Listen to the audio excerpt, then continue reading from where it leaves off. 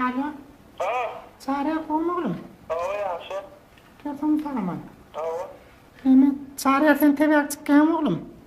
Kim tanımadılar? Men mi? Dursun. Dursun neydi men tanıdın mı? Dursun. Ha bu. Dursun. Ya kim kan? Açınkta ya sen akça gök baratale.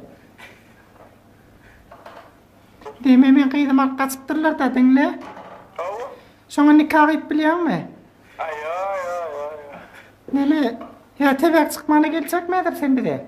Ben şu an gidip barayanlardaydı. Nereye gittiren ben? Şu an atayız bir dostum çağırdı şurada var yanında. Tebeherek öndü duruyorlar. Dinle. Tebek öngü duruyarak hayrat etti beyt neydi? Bu evim giydi bası. Giyci günlüğü olmadı mı? O giydi o neyden olmadı şu an iyisin madem benimle. Hayrat etsene oğlum. Burada atlamak. Yo sen Dinle bugün var anlasam tanışı. Har Armen ne verir tebek çıktıracak kullanma nereselere. Armen diyen fen çıkmam. Ben çıkmam aramet diyenle ne planım oğlu ne söyleyip sen numarını verdiler de bana da. Murat ağam oğlum sen. Tüveleme tebekten çıkamadın. Ondan da İyisi verir derler sana. İyisin verir derler oğlum. Şu an bir uğraşta. ne yapayım uğrandı onunla. Ona ne açıp bir uğranıp versin ona verir varsa iyisin. Ona ne açıp bir uğranıyan sen onunla.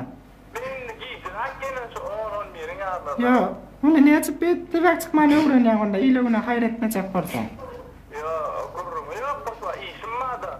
Ya o katı koyan söyledim kim olur lan? Olurum tebek çıktıracak diye mi? O var ya oğlum sonra diyor ki de sana artık gidiyor şunlar yoksa kururum. Ya o ata geldi mi? O var ya. Mekke'ye gidip gelenler. O. Ve ben sana can ettim bana son numarını vereyim ne sen numarını ver ne solar düğünün unuttu. Kemerine bakmış ne oluyor değil mi? O var ya. Ha ben kıydıma mayla yaptım değil mi? Kurbanlıkta. Sen ne yapsın ben kıydım maylan? Kim aynen düşünüyor bak şey. Kurbanlıkta kıydım aylamadın mı sen? Yok gitti. Çık. Tebek çıkacak mı sen?